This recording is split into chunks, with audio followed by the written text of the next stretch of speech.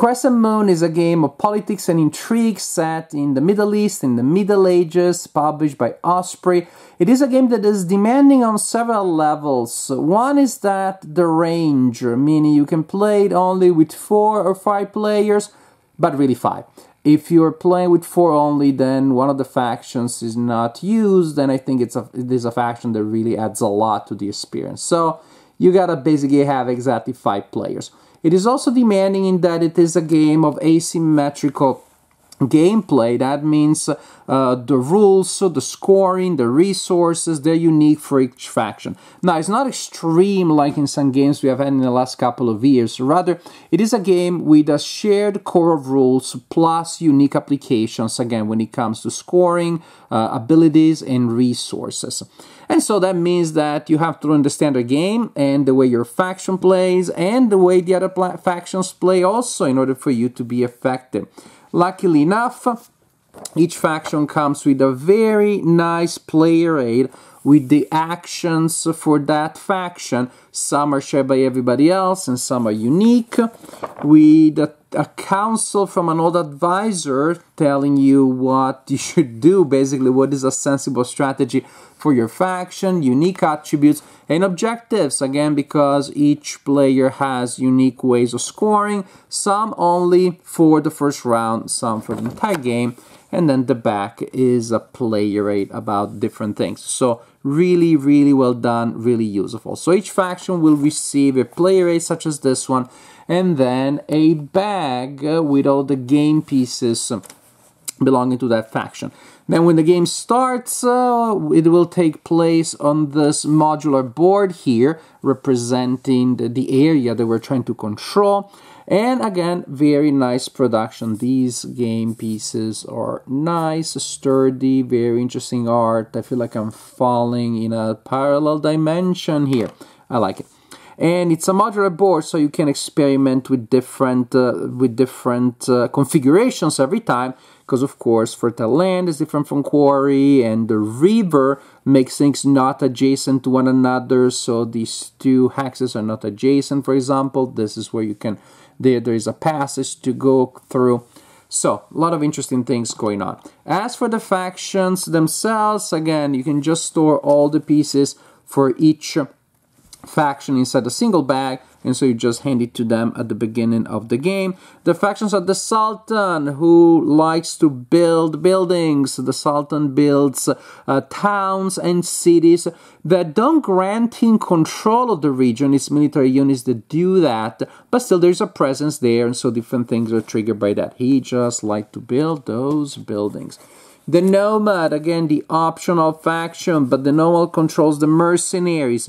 The Nomad can rise mercenaries, sell them to people, allow people to buy mercenaries, can get mercenaries that other players have to desert that player. So you want to be nice to the guy who sells you the Nomads and can also call them back home. He's a sort of like mystical leader. I think of him as like the Muad'Dib or the mercenaries, basically. Fun role, and that's why I think the game really is for 5 players. The Warlord, that role never needs a lot of introduction in any game. He kills people, the end, with large armies also. The Murshid, this is a sort of like a secret cult from what I understand, and they're really big on influence, which is a kind of token you place on the board to trigger different effects, and also card manipulation. We'll talk about the cards later. And then we had the Caliph. I already removed the pieces from the back so you can see them. The Caliph is all about political power, extending influence and control and presence over the land, building buildings, building castles and forts. He's good at that. So, those are the factions. Inside the bag, you will find at least 2 cards, which are player aids, and then some factions may also have other cards that are used for different kind of things. Here, for example, may signify some reserves that the Caliph has. Cardboard tokens representing influence, and it's what it sounds. It'll go on the board where the faction has influence. Discs representing military units. They're double-sided, a blank side and a camel side. And the camel side represents mercenaries. The other side represents regular units. They all have the same combat value, which is 1, but they may do different things. Again, especially if the nomad starts messing around with mercenaries. And then these like super awesome wooden pieces representing forts and castles respectively. When you're gonna have some of these on the board, it gets richly populated but not busy. Still easy to read, and it just looks very nice when you have so many wooden pieces and cardboard pieces on the board. Looks amazing. So forts and castles respectively. The Caliph also has a unique kind of castle called the Palace, which counts as both a castle and indeed also a settlement. So it's going to be different combinations of game pieces. The Sultan also has, again, buildings, towns and cities that they build because they're just into that kind of thing. Now, one last thing, as I mentioned, cards. There are 2 markets for cards. One is the Sultan's market, and the Sultan has control of those. If you want to buy cards from this section of the board or from this player, you have to get permission and make a deal with the Sultan. And then we have a far, middle, and near market with different prices. The furthest the market, the higher the price. So players can spend actions to acquire cards from the market, and the cards are also aligned based on the symbol here with different factions. So this is a card mainly aligned with the nomad, this one with the warlord. You can still buy cards that come from any faction, but if you buy the ones aligned to you, it's half the price. So that's a good discount.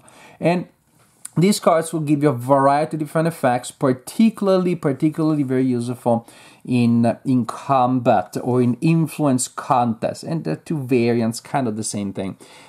You just use different game pieces and possibly game effects to trigger the contest and see, well, to resolve the contest and see who wins. And again, very nice deck of cards with a lot of effects here.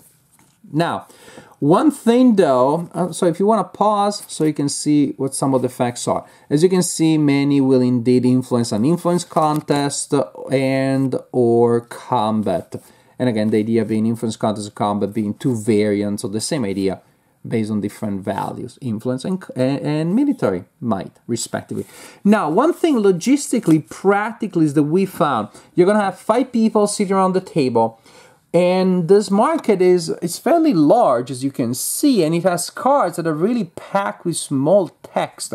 So we couldn't find a practical way in which 5 people could sit around the table and the market being somewhere where everybody has somewhat easy access to it. It's not a matter of like, I can get to that card, but rather we're telling the person sitting on the other side what the card does. Which again, later on when players are very familiar with every effect, you don't need to do that. But it's just that, well, you're going to have 5 players and the small font, couldn't find a fully practical way of that not somehow getting in the way, but it's a very small thing. Now, the game will last 3 or 4 rounds, each representing a year, and you're going to use a disc here to represent that. 3 is the standard game, 4 is the long game, and each year you'll have this other ruler, this other player aid also with a disc here, indicating the various phases here.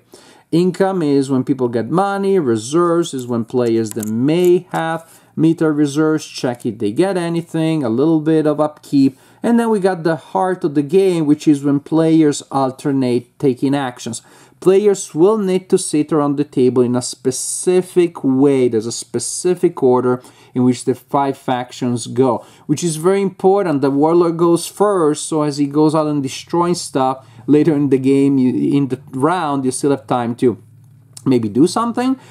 before he destroys us again. But again, very important if in the last action of the round you're just trying to grab something quick, because at the end of the round there is a scoring. There is scoring at the end of each round, and of course it carries over. And so at the end of the game, the player with the most points will win the game.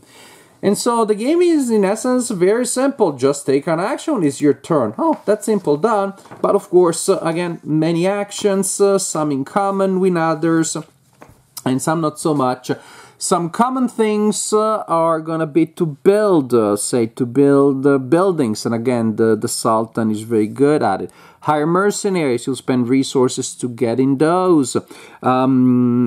Moving your military units on the board.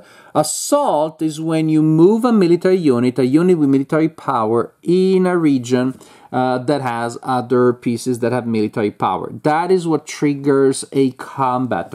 Combat is deterministic, but also not, meaning it's deterministic in the sense that the base strength of each of them is based on the strength contributed by game pieces, such as here, such as you see here. So say, as you can see, ordinary mercenaries contribute 1, the fourth one, and so on and so forth.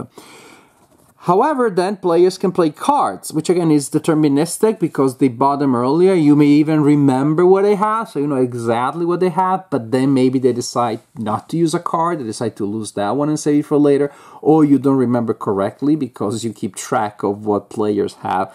The general idea is that, of course, there will be at the end a winner, the player with the highest combat value. In case of a tie, the attacker wins, so there's a little bit of incentive there in being aggressive, and the advantage will be that you get to retain or to place your game pieces there. There can only be pieces from one player with military power in a space at the end of a move that causes that, or other game effects that may place multiple pieces. Only one player can be there at the end of the action. And there are the advantages such as, you know, sacking a town, for example. That is also interesting. You raise the town and you collect some money, which of course is very valuable for things such as buying cards and other effects. Influence context. Again, there will be game effects that will place influence tokens on the board. This is a little bit different. They are not mutually exclusive. You may have one player having military power and the other player, say, having influence. So that happens. And when you're trying to place influence where somebody else has it, or next to the Murshid, because they are very sensitive about that, then it triggers an influence contest, which is similar to what we had before. Simply different things will contribute different amounts of influence, and you see who has the highest total after the playing of cards. And maybe somebody has a card that does something, and somebody plays an assassination card. Again, there can be a lot going on when it comes to that. I'm not getting to the details because I'm afraid the game is gonna sound more procedural than it is when you actually play. You read the rulebook, I was like, oh my gosh, how can I ever resolve an influence contest? And you do it once or twice, go through the steps, and it's perfectly fine.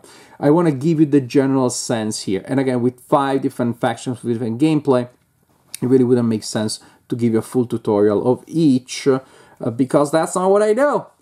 Somebody else, you got people out there really good at teaching games. What I do, I'll give you a sense of how the game plays more or less, and there I share my general opinions, which I'm gonna do next. Crescent Moon, as I announced in the introduction to this video, is a demanding game. Demanding because you can only play with a very specific range of people. If you have 4 players plan to play it and one doesn't show up at game night at the last minute, you can't play. If it's 5, you only play with 4, if somebody doesn't show up, then without the Nomad, it's not the same. It's not the same. So specific, very specific range. And then it's demanding because players need to put in the work to learn the rules and the rules of other players, and most importantly then, to learn the gameplay that emanates from those rules. Otherwise, they just, going through the motions. And so there's quite a bit going on there because, wait a second, what is the Murshid trying to do? What is the Caliph again? What is that action that the Sultan is doing? So there's going to be some of that at the beginning, no doubt. It is a game for committed players, for hobby players that play games as their main hobby, I believe. But then, if the stars are right, the game is definitely rewarding. This is a solid, fun, thinking game. There's a lot of thinking going on with deep strategy and equally importantly, if not even more importantly, very nuanced and interesting diplomacy. At the core, it is a diplomatic game because, yeah, you can exploit the mechanics and you're gonna do the math right because the economy is very tight. You don't have many actions. If you spend a year just preparing for something, by the time the year comes to an end, you're not able to collect what you wanted, and you don't score well. So you have to balance your long-term objectives with the necessity of being able to score according to your faction by the end of each year. So the math is tight, the economy is tight, but at the same time, it is about the diplomacy. I didn't forget about that. It is about the human interactions. Because it's all about these agreements that may or may not be binding. The player that, the Noma was not going to do that to me, but then they're totally going to do it. Hey, warlord, I will not do this. In exchange, can you not destroy all that I own? Sure, said the Lord. Sure, said the warlord, and then he didn't do so.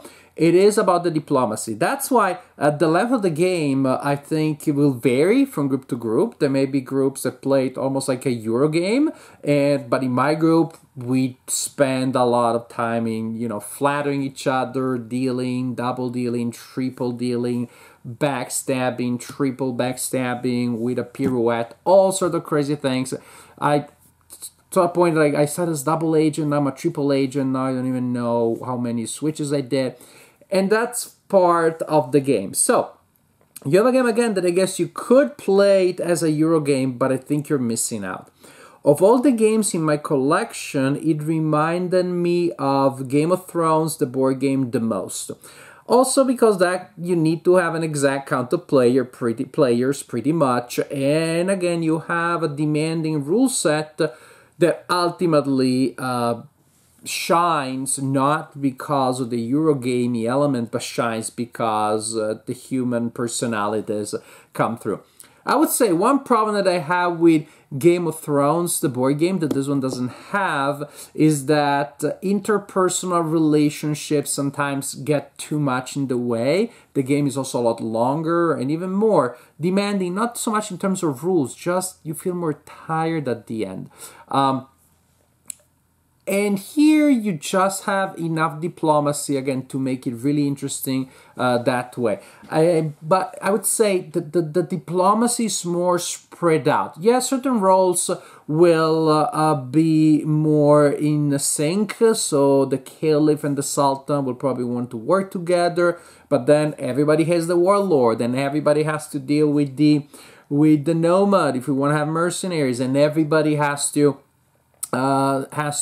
account for the presence of the Murshid trying to spread influence and preventing other people from placing influence.